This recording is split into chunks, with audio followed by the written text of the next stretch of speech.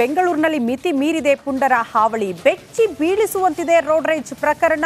ಕಾರಿನ ವೈಪರ್ ಕಿತ್ತು ಗ್ಲಾಸ್ ಒಡೆದು ಅಟ್ಟಹಾಸ ಮೆರೆದಿದ್ದಾರೆ ನಡು ರಸ್ತೆಯಲ್ಲಿ. ಗ್ಲಾಸ್ ಹೊಡಿತಾ ಇದ್ದಂತೆ ಕಾರಿನ ಒಳಗಿದ್ದವರು ಚೀರಾಡಿದ್ದಾರೆ. ಸರ್ಜಾಪುರ ಮುಖ್ಯ ರಸ್ತೆಯ ದೊಡ್ಡ ಕನ್ನೇಹಳ್ಳಿಯಲ್ಲಿ ನಡೆದಂತಹ ಘಟನೆ ಇದು. ಬೆಂಗಳೂರು ಪೊಲೀಸರಿಗೆ ಟ್ಯಾಗ್ ಮಾಡಿ ಎಕ್ಸ್ನಲ್ಲಿ ವಿಡಿಯೋವನ್ನು ಕೂಡ ಶೇರ್ ಮಾಡಲಾಗಿದೆ. ಇತ್ತೀಚೆಗೆ ಸಿಲಿಕಾನ್ ಸಿಟಿಯಲ್ಲಿ ರೋಡ್ ರೇಜ್ ಪ್ರಕರಣಗಳು ಜಾಸ್ತಿ ಆಗ್ತಾ ಇದೆ. ಈ ಪುಂಡರ ಹಾವಳಿಗೆ ವಾಹನ ಸವಾರರು ಹೈರಾಣಾಗಿದ್ದಾರೆ. ಕಾರ್ನಲ್ಲಿ ಫ್ಯಾಮಿಲಿ ಜೊತೆ ಹೋಗ್ತಾ ಇದ್ದಂತ ಸಂದರ್ಭದಲ್ಲಿ ಯುವಕರು ಅಡ್ಡಾಗಡ್ತಾರೆ. ನೋಡಿ ಯಾವ ರೀತಿ ಆವಾಜ್ ಹಾಕ್ತಾರೆ, ದೃಶ್ಯ ನಾವು ಗಮನಿಸ್ತಾ ಇದೀವಿ. ವೈಪರ್ ಕಿತ್ತುತ್ತಾ ಇರುವ ದೃಶ್ಯ. ವೈಪರ್ ಕಿತ್ತು ಅದರಿಂದ ಹೊಡೆಯೋದಕ್ಕೆ ಮುಂದಾಗ್ತಾ ಇದ್ದಂತೆ ಕಾರ್ನಲ್ಲಿ ಇದ್ದಂತಹ ಹೆಣ್ಣು ಮಕ್ಕಳು, ಆ ಮಕ್ಕಳು ಕಿರ್ಚಾಡ್ತಾ ಇರುವಂತಹ ದೃಶ್ಯ.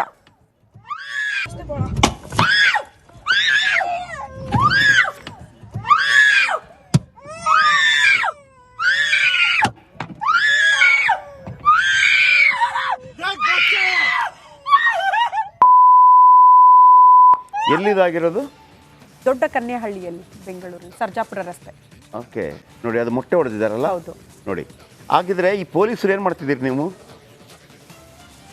ರೇ ಪೊಲೀಸರೇ, ನಿಮ್ಮ ಒಂದು ಭಯನೇ ಇಲ್ವಲ್ರಿ ಯಾರಿಗೂ ಕೂಡ? ಆ್ಯಂಟಿ ಸೋಷಲ್ ಎಲಿಮೆಂಟ್ಸ್ಗೆ ಆ ವೈಪರ್ ಹೊಡಿತಾರೆ. ಆಮೇಲೆ ಏನು ಮಾಡ್ತಾರೆ ನೋಡಿ, ಇದು ಎಂಥ ಡೇಂಜರ್ ಅಂತಂದರೆ, ನೀವು ಒಂದು ಮಾರಕಾಸ್ತ್ರಗಳನ್ನು ಇಟ್ಕೋಬೇಕು. ಪೊಲೀಸರು ಕೇಳಿದ್ರೆ ಹೇಳಿ. ನೋಡಿ ಮೊಟ್ಟೆ ಹೊಡೆದವ, ಇದು ಕಂಪ್ಲೀಟ್ ದರೋಡೆ ಮಾಡಲಿಕ್ಕೆ ಪ್ರಯತ್ನ ಪಡ್ತಾ ಇರುವಂಥದ್ದು. ಮೊಟ್ಟೆ ಯಾಕೆ ಹೊಡಿತಾರೆ ಹೇಳಿ? ಮೊಟ್ಟೆ ಹೊಡೆದ ತಕ್ಷಣ ಈಗ ಮಳೆ ಬಂದಾಗ ನಾವೇನು ಮಾಡ್ತೀವಿ? ವೈಪರ್. ಹೌದು, ಮೊಟ್ಟೆ ಹೊಡೆದಿರ್ತಾರೆ, ಎದುರಿಗೆ ಕಾಣ್ತಾ ಇರೋದಿಲ್ಲ, ನಾವು ವೈಪರಿಂಗ್ ಮಾಡ್ತೀವಿ. ವೈಪರಿಂಗ್ ಮಾಡಬೇಕು ಅಂತ ಅವರ ಉದ್ದೇಶ. ವೈಪರ್ ಮಾಡಿದ ತಕ್ಷಣ ನಿಮ್ಗೇನಾಗುತ್ತೆ, ಇಡೀ ಗ್ಲಾಸ್ ಕವರ್ ಆಗುತ್ತೆ ಮೊಟ್ಟೆಯ ಇದರಲ್ಲಿ. ಮೊಟ್ಟೆ ಯಾರಾದರೂ ಹೊಡೆದ್ರೆ ದಯವಿಟ್ಟು ವೈಪರಿಂಗ್ ಮಾಡಬೇಡಿ. ಸ್ವಲ್ಪ ನೋಡಿ, ಇಲ್ಲಿ ಈ ಟೈಮಲ್ಲಿ ಇದೆಯಲ್ಲ, ನೀವು ತಪ್ಪಾದರೂ ಪರವಾಗಿಲ್ಲ, ಸ್ವಲ್ಪ ರಿವರ್ಸ್ ತಗೊಳ್ಳಿ, ಹೊಡೀರಿ ಗಾಡಿ, ಹೋಗಲಿ ಅವನ ಮೇಲೆ, ಏನಾಗಲ್ಲ. ಈ ಟೈಮಲ್ಲಿ ಅದೇ ಮಾಡಬೇಕಷ್ಟೇ. ಮೊನ್ನೆ ಕೂಡ ಒಬ್ಬನು ಬಚ್ಚವಾಗಿದ್ದಂಗೆ ನಿಮ್ಮನ್ನೇನು ಮಾಡ್ತಾರೆ, ನೀವು ಗಾಡೀಲಿ ಹೋಗ್ತಾ ಇರ್ತೀರಿ, ದರೋಡೆ ಹೆಂಗಾಗತ್ತೆ ಅಂತೇಳಿ. ಆಮೇಲೆ ಕೆಲವು ಕಡೆ ಈ ನೈಸ್ ರೋಡಲ್ಲೆಲ್ಲ ಮೇಲ್ಗಡೆಯಿಂದ ಹೊಡಿತಾರೆ.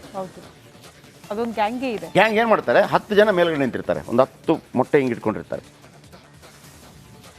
ಪಟ ಪಟ ಪಟ ಪಟ ಪಟ ಅಂತ ಹೊಡಿತಾರೆ.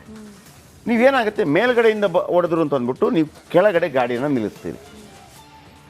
10 ಜನ ಅಲ್ಲಿ ಮುಂದ್ಗಡೆ ನಿಂತಿರ್ತಾರೆ, ಅವರು ಹೆಲ್ಪ್ ಮಾಡೋ ರೀತಿಯಲ್ಲಿ ಬರ್ತಾರೆ, ಬಂದ್ಬಿಟ್ಟು ದೋಚ್ಕೊಂಡು ಹೋಗ್ತಾರೆ ಅಷ್ಟೇ.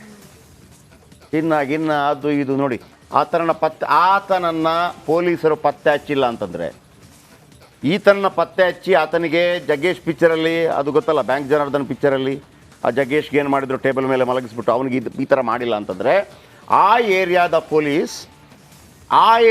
ಪೊಲೀಸ್ ಅವರ ಫೋಟೋ ಹಾಕಿ ಇಡೀ ಜಗತ್ತಿಗೆ ಸಾರ್ತೀವಿ, ಒಬ್ಬ ವೇಸ್ಟ್ ಬಾಡಿ ಪೊಲೀಸ್ ಅಂತ.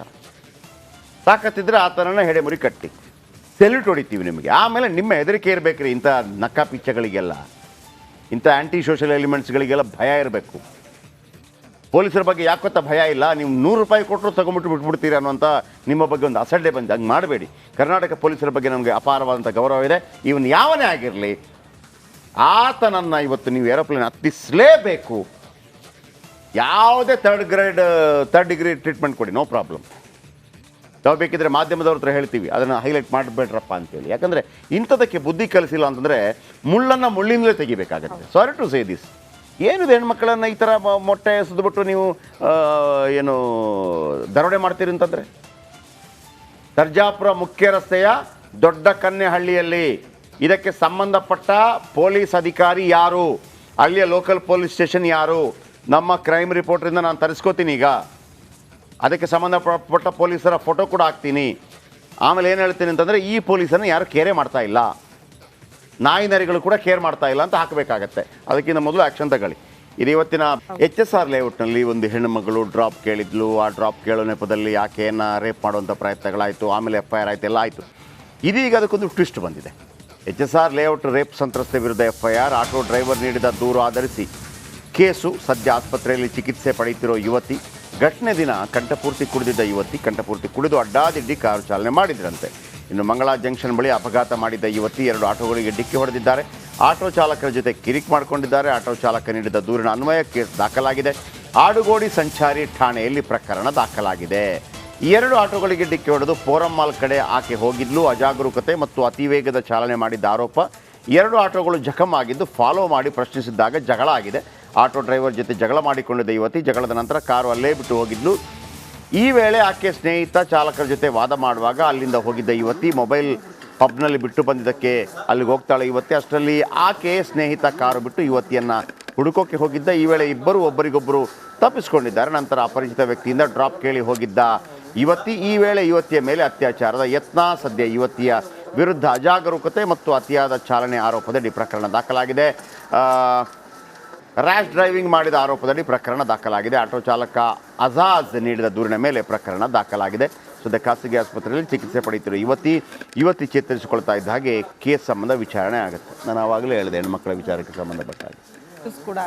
ನಿನ್ನೆ ಕೂಡ ಹೆಂಗಾಯಿತು, ಆ ಹೆಣ್ಮಗಳು ಯಾರೋ ಒಬ್ಬ ರೇಪ್ ಮಾಡೋಕ್ಕೆ ಹೋದ, ಹಾಗಾಗಿ ಆಕೆ ಕಂಪ್ಲೇಂಟ್ ಕೊಟ್ಟಲು, ಇದಾಯಿತು. ಆಕೆ ಈಗ ಬರ್ತಾ ಇದ್ದಾಗ ಏನಂತಂದರೆ ಇವರಿಬ್ಬರ ಇದರಲ್ಲಿ ಯಾರಿಗೋ ಒಬ್ಬನಿಗೆ ಡ್ರಾಪ್ ಕೇಳ್ತಾಳೆ, ಅವನ ಮೇಲೆ ಎತ್ತಾಕ್ಬಿಟ್ಟಿದ್ದಾಳೋ ಅನ್ನುವಂಥದ್ದು ಬರ್ತಾ ಇದೆ ಡೌಟ್. ಆಯಿತಾ? ಸೊ ಬನ್ನಿ, ಇದರ ಬಗ್ಗೆ ಇನ್ನಷ್ಟು ಹೆಚ್ಚಿನ ಮಾಹಿತಿ ಯಾರು ಕೊಡ್ತಾರೆ? ಮಾದೇಶ್ ಕೊಡ್ತಾರೆ. ಮಾದೇಶ್, ಮೊನ್ನೆ ಏನಾಗಿದ್ದದು, ಮೊನ್ನೆ ಈ ಹೆಣ್ಣು ಮಗಳು ಒಂದು ಡ್ರಾಪ್ ಕೇಳಿದ್ಲು. ಡ್ರಾಪ್ ಕೇಳುವಾಗ ಡ್ರಾಪ್ ಕೊಟ್ಟಾತ ಆಕೆಯನ್ನು ಅತ್ಯಾಚಾರ ಮಾಡೋದಕ್ಕೆ ಯತ್ನ ಮಾಡ್ದ ಅಂತೇಳಿ ಆತನ ವಿರುದ್ಧ ಪಾಪ ಏನಾಯಿತು? ಹಾಗಿದ್ರೆ ಆತ ಅಂಥದ್ದೇನು ಮಾಡಲಿಲ್ಲ, ಆತ ಈ ಉಳಿದ ಇದು ಎಲ್ಲ ಡ್ರಾಮಾನ ಏನು ಕತೆ? ಈಗ ಬರ್ತಾ ಇರುವಂಥ ಮಾಹಿತಿ ಪ್ರಕಾರ ಆಕೆ ಅದಕ್ಕಿಂತ ಮೊದಲೇ ಕಂಠಪೂರ್ತಿ ಕುಡಿದಿದ್ಲು, ಕಿರಿಕಿರಿ ಮಾಡಿದ್ಲು, ಡ್ರಾಪ್ ಕೇಳುವಾಗ ಮತ್ತು ಆತನ ಮೇಲೆ ಕೂಡ ಆರೋಪ ಮಾಡಿದ್ದಾಳೆ. ಇದನ್ನು ಸ್ವಲ್ಪ ನಮ್ಮ ವೀಕ್ಷಕರಿಗೆ ತಿಳಿಸಿ, ಈ ಟ್ವಿಸ್ಟ್ ಎಲ್ಲಿಗೆ ಬಂದು ನಿಂತಿದೆ ಅಂತೇಳಿ.